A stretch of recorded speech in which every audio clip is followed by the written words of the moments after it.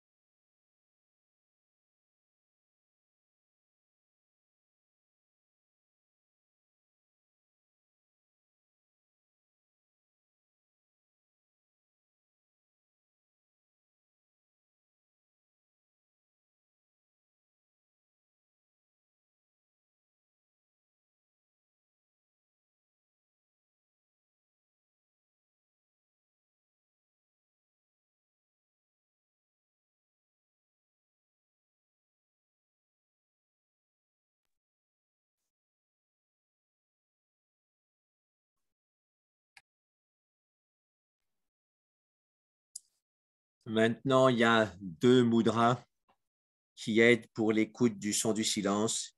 Ceux qui ont déjà travaillé avec moi les connaissent, mais bon, on va les reprendre parce que ça donne une bonne base pour affiner son attention.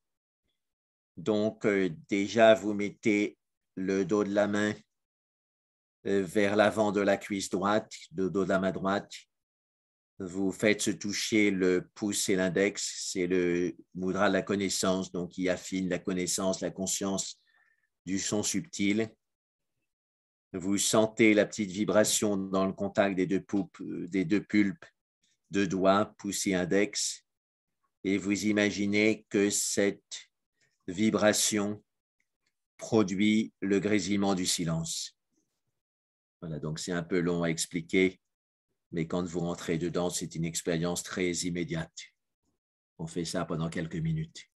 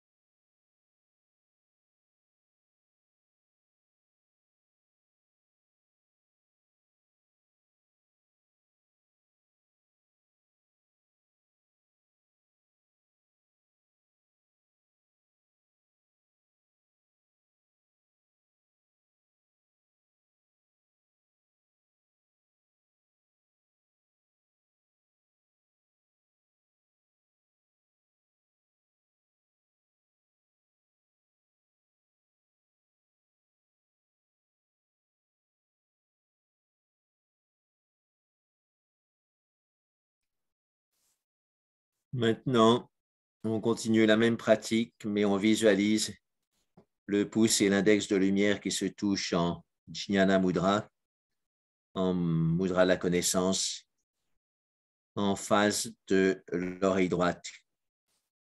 Et on imagine que ce petit grésillement, ce petit picotement entre le pouce et l'index de lumière induit le grésillement du silence. Pourquoi l'oreille droite? Parce que c'est plus apaisant.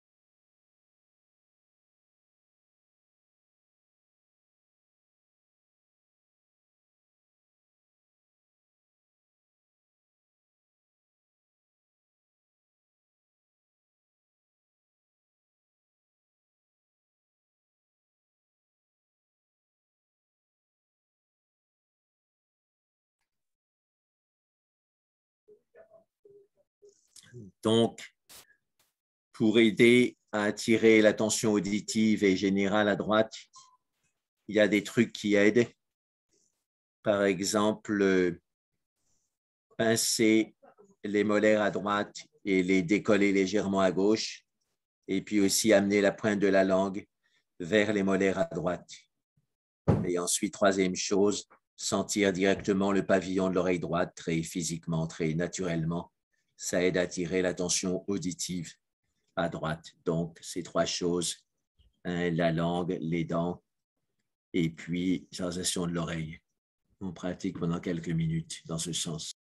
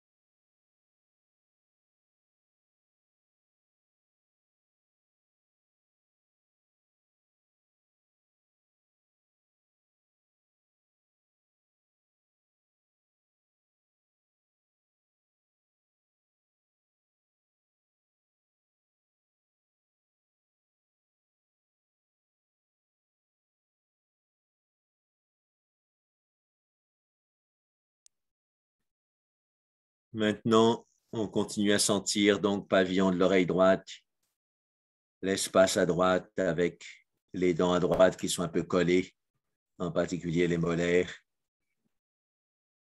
et la pointe de la langue un peu dirigée vers la droite.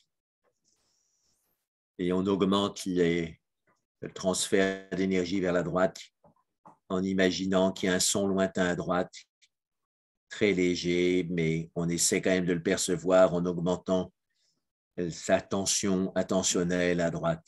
On fait très attention à droite, c'est comme si l'espace à droite se remplissait de plus en plus, cycle respiratoire après cycle respiratoire, de tension, de la tension auditive.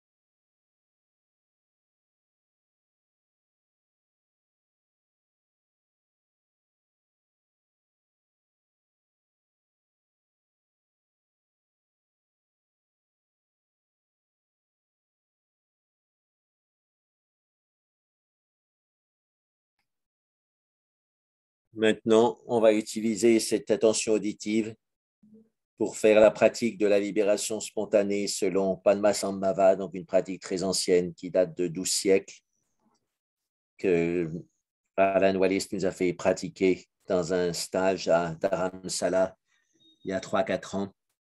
Et il a fait tout un livre là-dessus aussi, la libération spontanée selon Padmasambhava. Donc, le principe de base est très simple.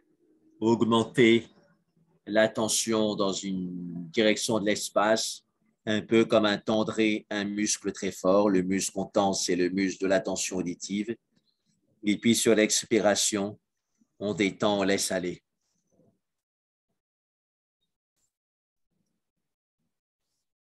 Et quand on détend et qu'on laisse aller, c'est comme quand on relâche un muscle qu'on a bien tendu, et ben, il y a une détente profonde qui vient, voire même une impression de tomber dans le vide. Et cette impression de tomber dans le vide, c'est quelque chose de très puissant parce que ça nous permet de relaxer toute cette zone de l'espace qu'on écoutait et finalement, ça nous permet de relaxer l'espace lui-même. Et le grand intérêt de relaxer l'espace lui-même, c'est que tout ce qui apparaîtra comme phénomène dans l'espace de l'esprit sera aussi relaxé avant même d'apparaître. Donc, c'est une pratique très puissante, finalement simple, mais comme disait Christophe Colomb, c'était simple, mais il fallait y penser. Donc, on pratique ça pendant quelques minutes pour se familiariser avec cette nouvelle manière de pratiquer.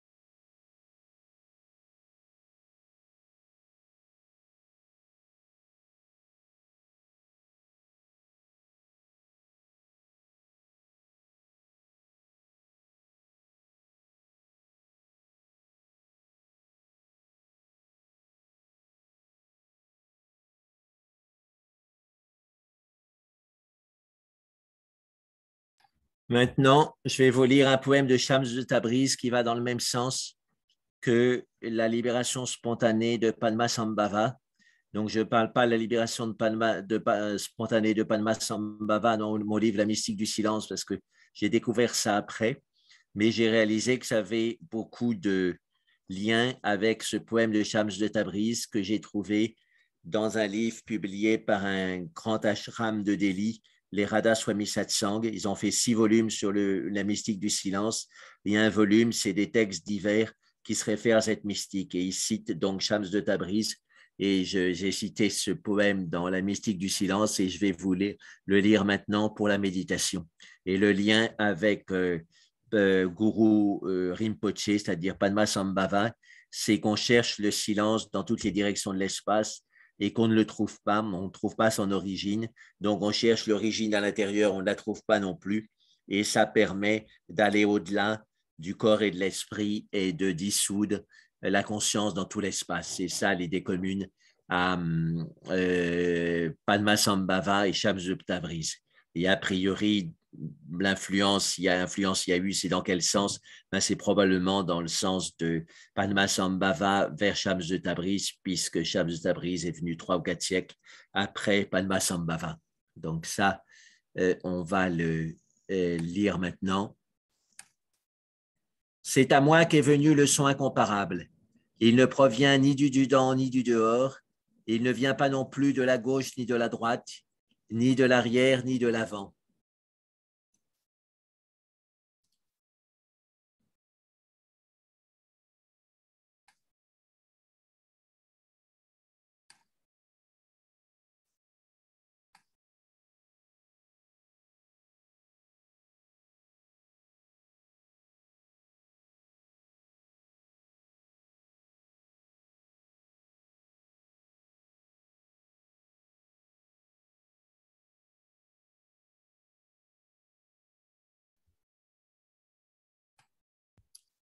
On me demande donc d'où vient-il? Il vient de cette direction où tu désires aller.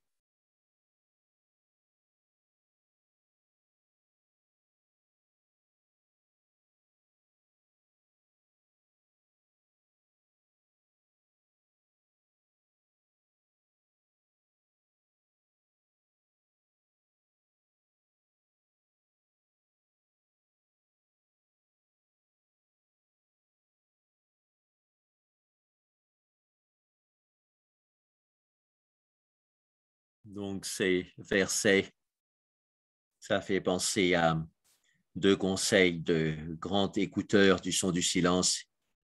C'est déjà Saint Jean Climac, qui était moine au Sinaï et dont son livre L'échelle des moines, et c'est climat, l'échelle en grec. Donc, ça lui a donné son nom, Saint Jean de l'Échelle, on pourrait traduire. Donc, son texte L'échelle des moines, c'est devenu une référence pour tous les moines chrétiens, parce que c'était bien avant la séparation entre orthodoxes et catholiques. Et donc, il disait ce qu'il y a enfin, la bonne manière de méditer sur le son du silence, c'est de ne pas méditer dessus comme une manifestation de Dieu, mais comme Dieu lui-même. Et donc, ça fait penser à ce verset, ce vers donc, de Shams de Tabriz, quand il dit ce son du silence provient de là où tu veux aller. On aspire à rejoindre le divin. Et donc, ce son du silence nous met sur la direction de la source à laquelle on aspire.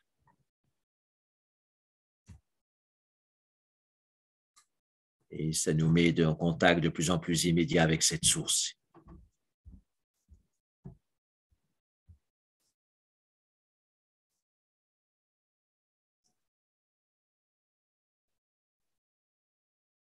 Ce n'est pas juste une manifestation sonore comme une autre, c'est le fil d'Ariane qui nous amène à la source de notre être, à cette vibration, à cette vie fondamentale de laquelle tous les sons proviennent, toutes les manifestations proviennent.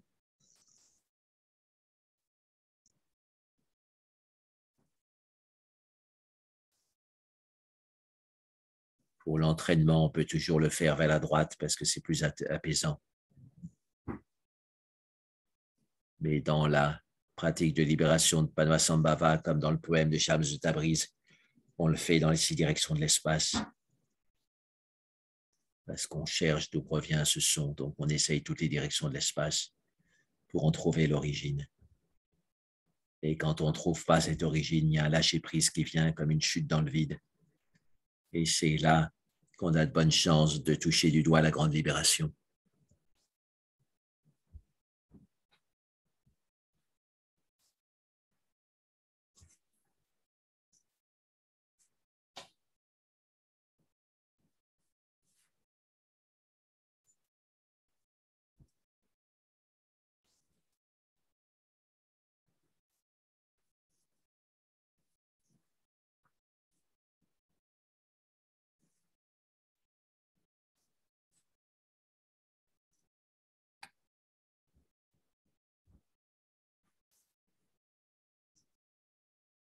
Tu me demandes donc de quel côté se tourner? Du côté d'où vient l'époux, avec un E majuscule. C'est donc bien sûr l'époux divin. Et donc, on cherche l'origine de l'amour en même temps qu'on cherche l'origine du son du silence. Ces deux recherches ne font qu'une.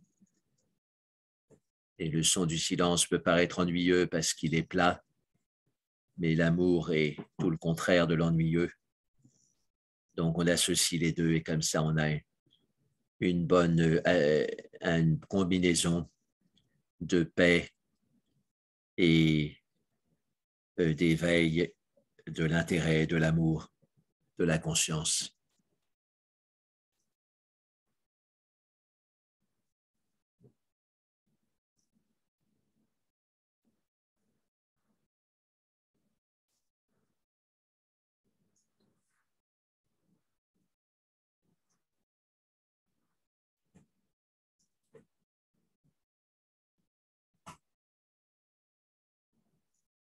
Donc, ce son incomparable vient de cette direction d'où le mûrissement vient au fruit, de cette direction d'où les pierres deviennent diamants. Donc là encore, on rend intéressant l'espace du son. C'est comme un fruit mûr qui éveille notre appétit. On a envie de manger ce son, de déjeuner avec ce son. Et puis aussi, ça devient comme un espace de diamant. D'habitude, avec le mental ordinaire, on s'ennuie dans l'espace vide.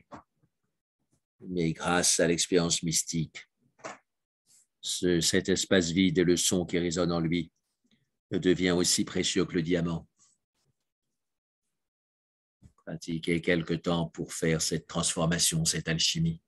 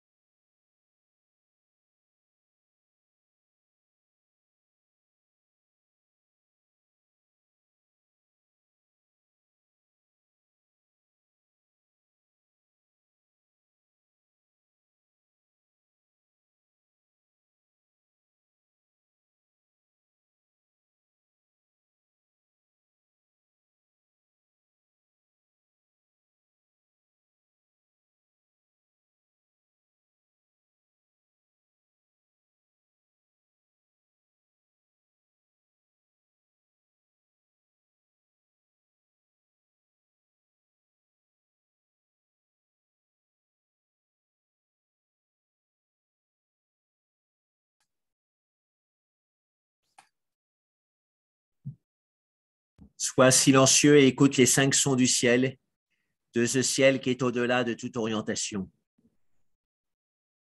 Donc, oui, dans différentes traditions, on peut avoir des gammes avec 5 sons. Et les Chinois aussi parlent des 5 sons. Et ce qu'il y a d'important aussi, c'est ce ciel qui est au-delà de toute orientation. Parce que quand on cherche l'origine du son du silence, bon, du point de vue physiologique, il est dans l'oreille interne, mais du point de vue subjectif, comme on n'a pas l'habitude d'un son qui vient de l'intérieur, on le cherche partout à l'extérieur, donc c'est comme s'il venait de partout et de nulle part. Et c'est cette expérience du partout et du nulle part qui est très libératrice, parce qu'on ne peut plus se raccrocher à quoi que ce soit. Donc on médite pendant quelques minutes là-dessus, sur ce lâcher-prise qu'induit la recherche de l'origine, de la localisation du son du silence, ce son du silence qui en fait n'a pas de localisation.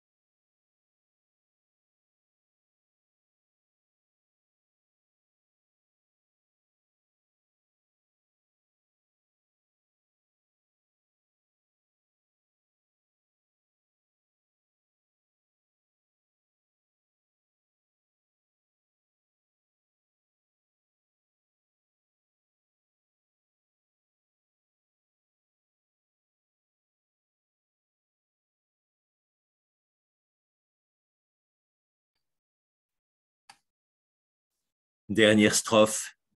À chaque moment de la vie, ce son merveilleux descend de la cour du ciel. Fortuné plus que tous les enfants des hommes, et celui qui se laisse enchanter par ses mélodies.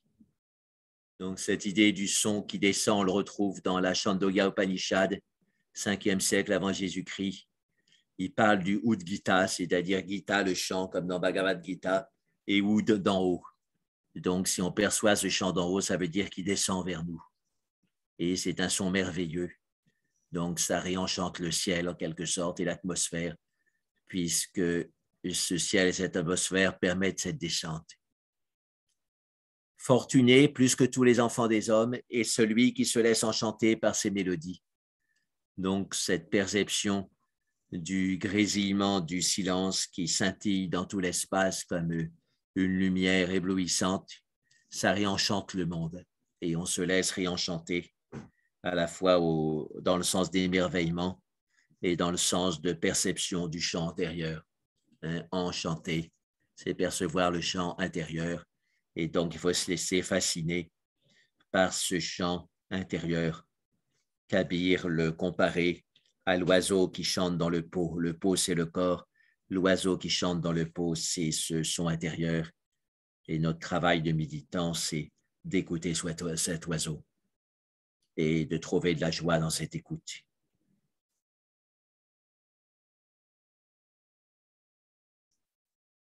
Ça fait penser sur les bateaux écoutilles qui permettent de transmettre un message parlé d'un niveau à l'autre d'un grand bateau. Donc, c'est un tuyau à la base.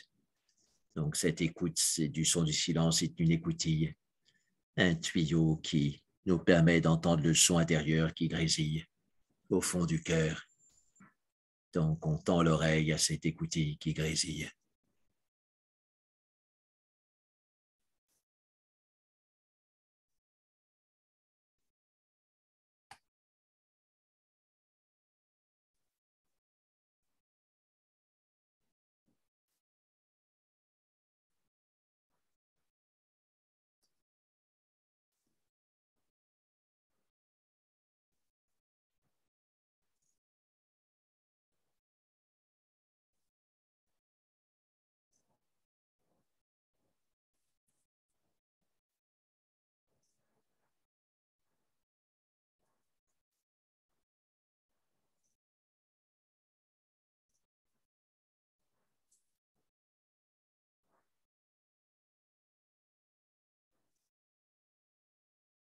Maintenant, on peut terminer par le Aum en sentant qu'il pénètre tout l'espace et qu'il véhicule l'essence de la joie, l'essence de l'amour à tous les êtres.